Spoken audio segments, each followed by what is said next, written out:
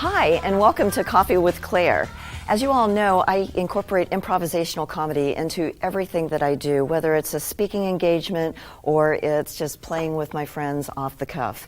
And one of the things that we follow in improv are basic rules. And these rules really help us understand where each other's coming from, even though we're making things up on the spot. And there's around 10 of them that we do. And so people are always so surprised. It's like, you have rules that you follow even though you're making it up on the spot?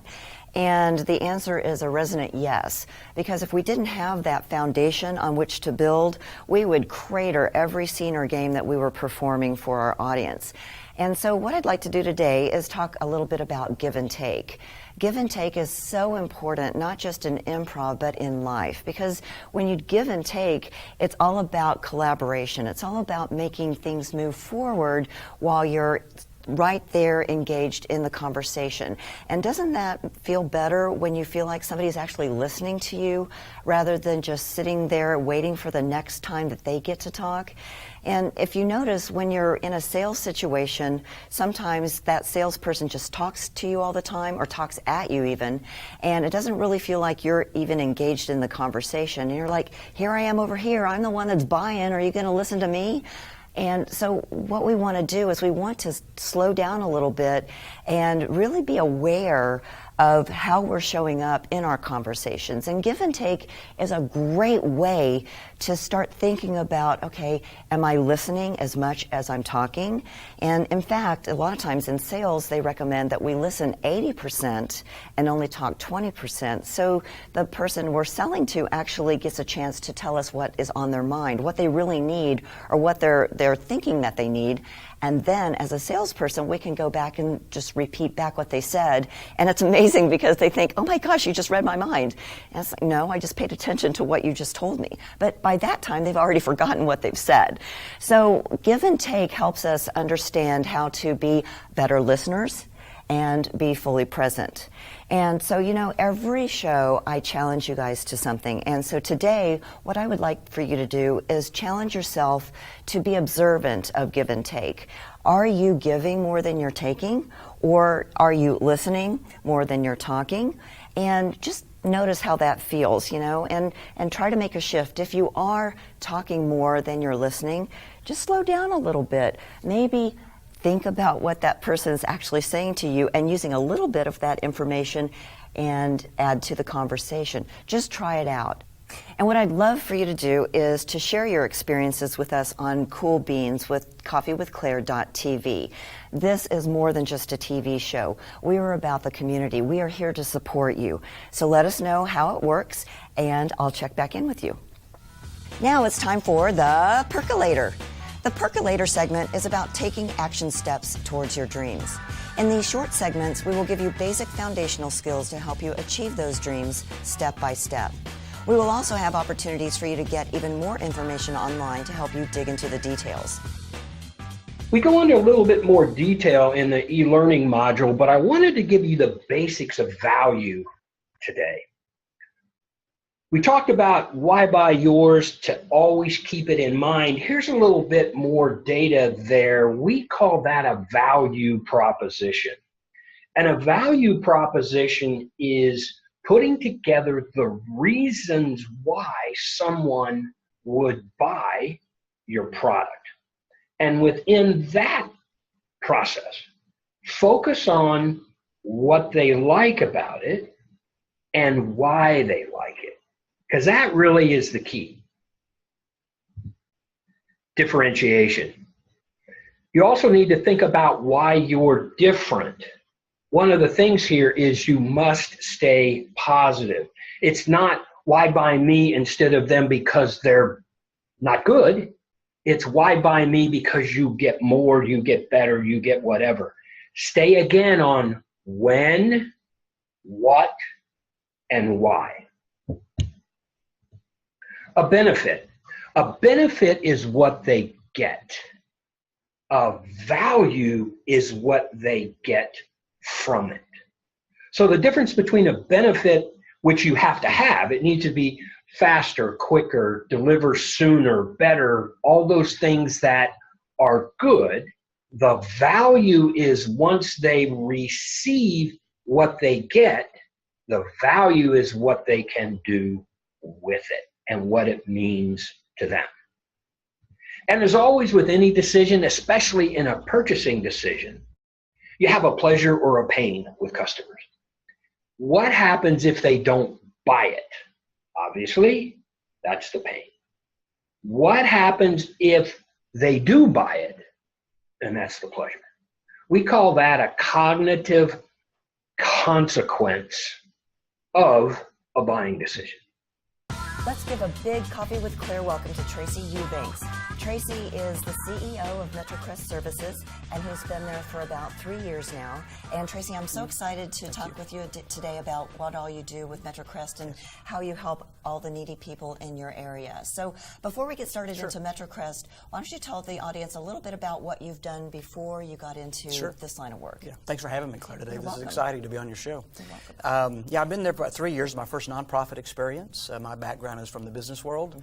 I ran a company that was based right down the road here called MapsCo for most of my career. Loved that job. Very similar to a nonprofit in many respects in terms of running a business.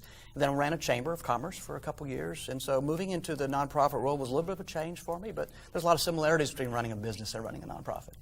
Well, it sounds like they've got a really great person to take the leadership role and move things even more forward. So tell us a little bit about what MetroCrest does and who you represent. MetroCrest Services has been around about 45 years or so, and we serve the communities of Carrollton, Farmers Branch, Coppell, Addison, and a portion of Dallas. And mainly it's lower income families, individuals, seniors as well, with basic services such as food, rental assistance. Keeping people in their home is really critical for us. We want to help people regain their self-sufficiency, to be independent if they're a senior, to be able to live in their home as long as they like to. So a lot of the services we provide are those basic needs services that there's a great need for in our community. And then beyond that, we provide employment help, certification help, getting people to college, that type of thing as well.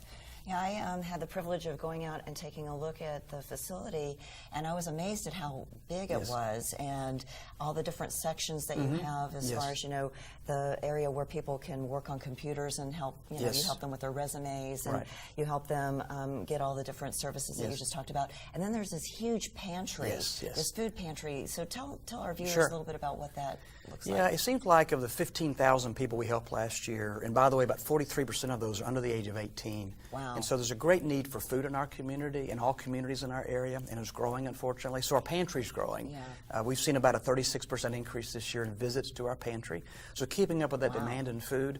Nowadays we call it food insecurity. When I was a kid, we called it being hungry, but now it's all about food insecurity and food deserts. You know, or is there access to food, and not just any food, but nutritious food that's affordable is critical.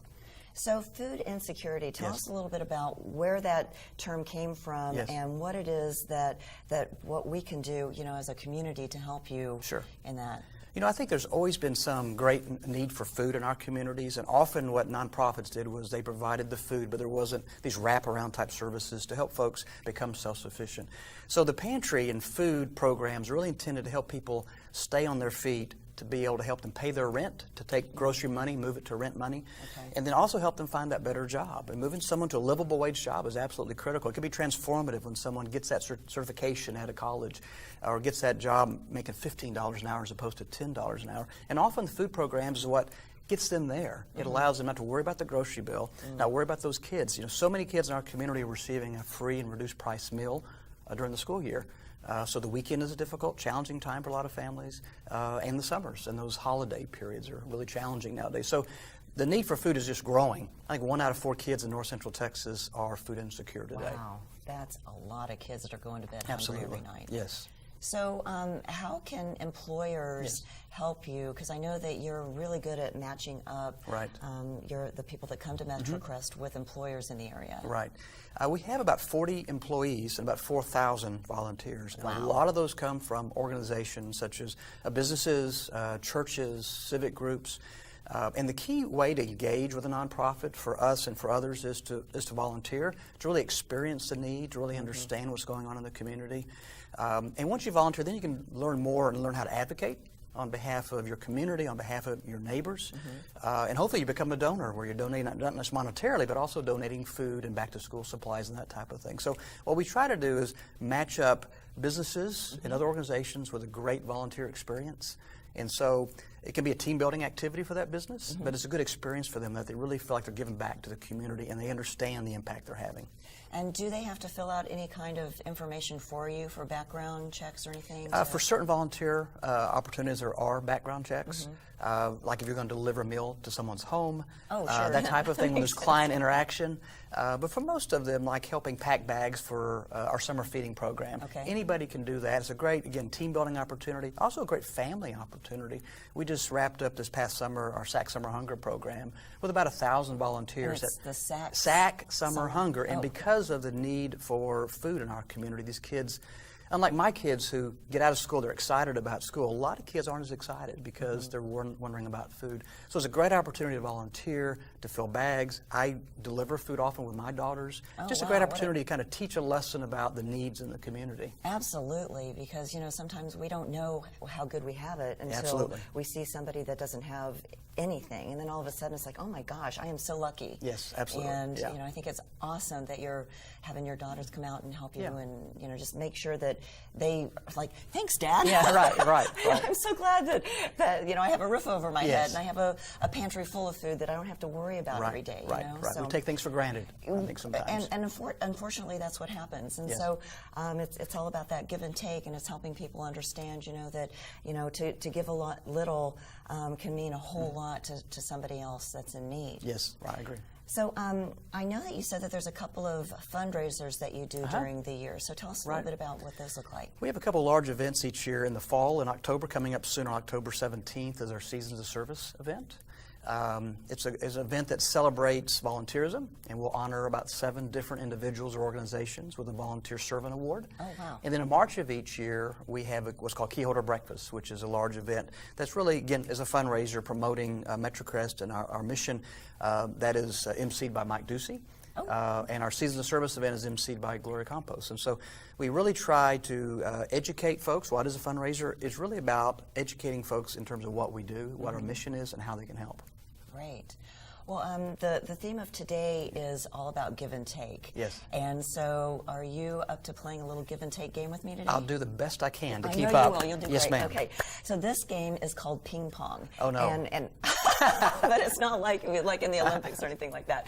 What we're going to do is it's kind of like a one-word story. Okay. And so what this is all about is listening and being fully present and not thinking about what you're going to say next, just so it kind of flows along, okay? And it's kind of like what you guys do. It's like you get a little bit, and then you get a little bit more information, and you kind of start building, okay? All right, so it's a team effort. All right. Okay, so we need the title of a story that's never been told before. So what might be your story title? What might the story be? Community engagement. Community engagement. Okay, 2 really big words. All right. There we go. All right, so we help people who are in need of the assistance and those who need our significant help. Period. Okay. All right. That was our first sentence. Okay. All right. And what was the name of our title again? The name of our community story? engagement. Okay. So community supports our neighbors who have many needs and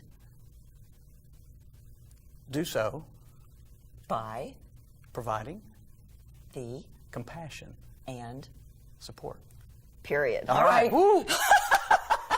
All right, now we need an ending to our story, right? Okay, so we've got 2 chapters basically. Okay. And so let's start with something like the moral of the story. Okay. So that's kind of like a little cheat. So thank you. Moral of the story is that our neighbors need our help in becoming their best. Period. All right. Good job, Tracy. Thank you. All right. Woo. Are you sweating over there? No. You did great. All right. You know, we live in improv, and that's Yes. basically one of the things that is intertwined within my whole life. And one of the things I do appreciate is you getting out of your comfort zone Yes. and being here today and playing with me. Thank you. Because when you think about it, the people that are coming to you to see Yes. you are definitely getting out of their comfort Absolutely. zone. They are scared. They don't know where to go, and their pride is telling them, Yes. I don't want to be, dependent on anybody. Right. And so for them to be able to come to you and be able to discreetly and with honor get the help or the information or the food or the guidance to what they need Yes. is amazing. So as we close, what I'd like to close with is, what does it make you feel like to be in the spot that you're in and to help the people that you're helping? Yes. Satisfying, sometimes overwhelming. Yeah. Personal. I live in the community in which we serve, so I literally see neighbors. When I first started, within a couple weeks, I ran into someone in the lobby that said, hey, I know you.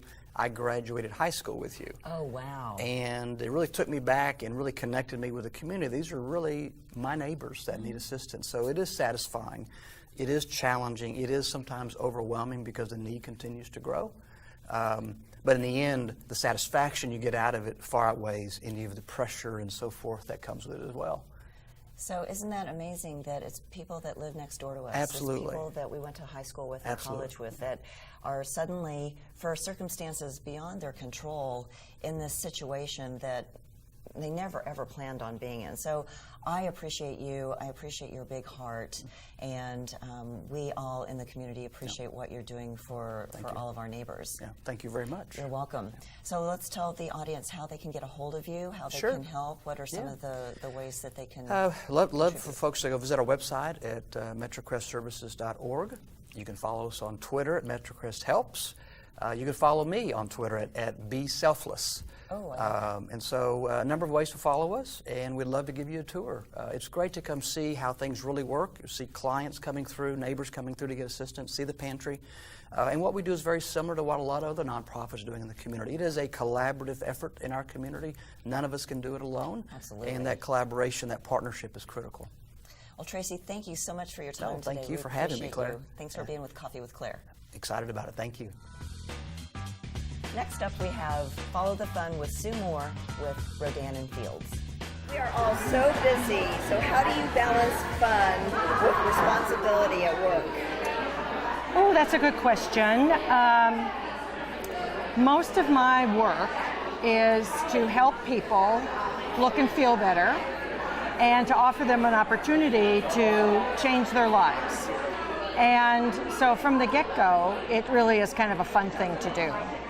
And so I meet people at all different kinds of places. I love to do lifestyle marketing where I might be in a line at Starbucks or at the grocery store and just start up a conversation with them, and you'd be surprised what kind of stories you hear. And it's just a lot of fun. It's a lot of fun. So what are some of the fun things about growing your business?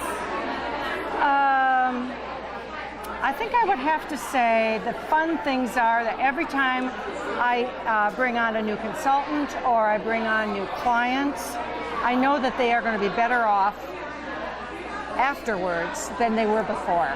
They're going to look better, feel better, which really does have a positive effect mentally and how they project themselves in their world. So that's fun. How do you encourage others in their life to have fun?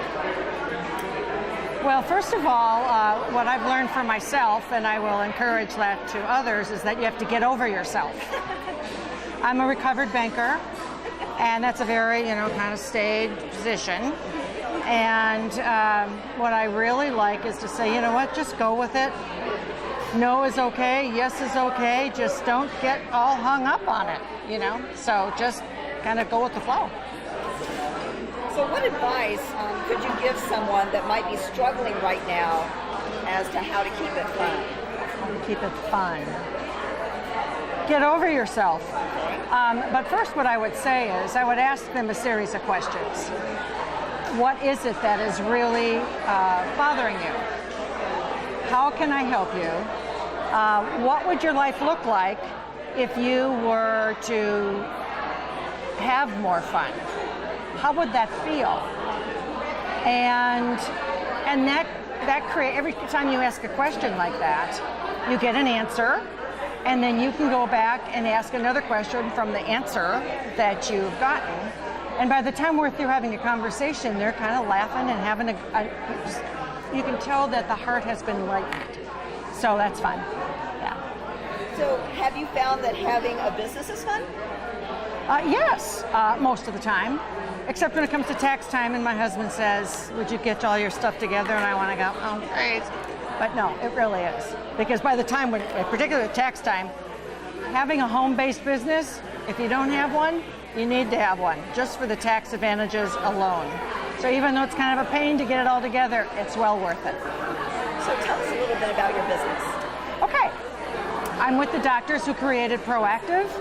What they did for the treatment of acne, they are doing for anti-aging. We've been in business about 8 years in this particular model, business model, direct sales. As I said, I'm a recovered banker, so I kind of look at the numbers of things.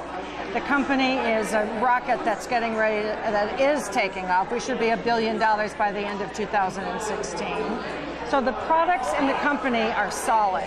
What's really more important is that when people come to the direct selling industry, there is usually an issue in their life that they are trying to fix. They generally will fall into two buckets, either a time bucket or a financial bucket. Now, there are different things in those two buckets, but if you separated them, they fall into these two buckets. And so the question really is, I love the business model. As I said, I came out of corporate America. I will take direct selling all day long, but that's not for everybody. So in order to find that out, I need to talk to people and find out what is their heart's desire? What is going on in their life that they want to fix, add to, or what have you? And so in order to do that, I have to find out what's going on by asking questions. And once you understand that, then you can make a decision as to whether or not they would be good for your team or not. And sometimes the answer is, yay, come on. And sometimes it's, you know what, I would suggest you do X, Y, Z. So that's what I love about it. Like I said, the company and the products are solid, but it's more about what's going on in someone's heart. And that's really where that's why my blog is called The More Connection with Sue. So you can all check that out. But anyway, so if you had a happy dance or a happy stance, what would it look like? I have no idea.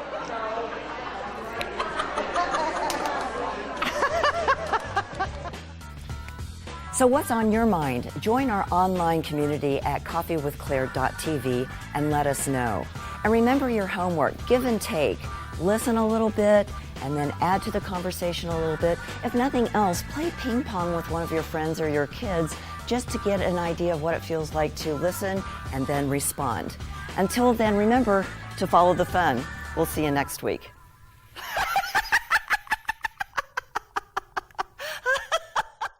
Hi, I'm Bob Michelle, General Manager, My Coach Site. We're extremely pleased to be a sponsor for Coffee with Claire.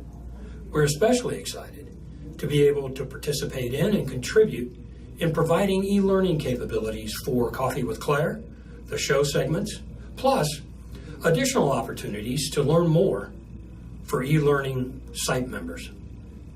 You'll hear more about that directly from Claire. From the My Coach Site team, enjoy the learning, and as always with Claire, have fun.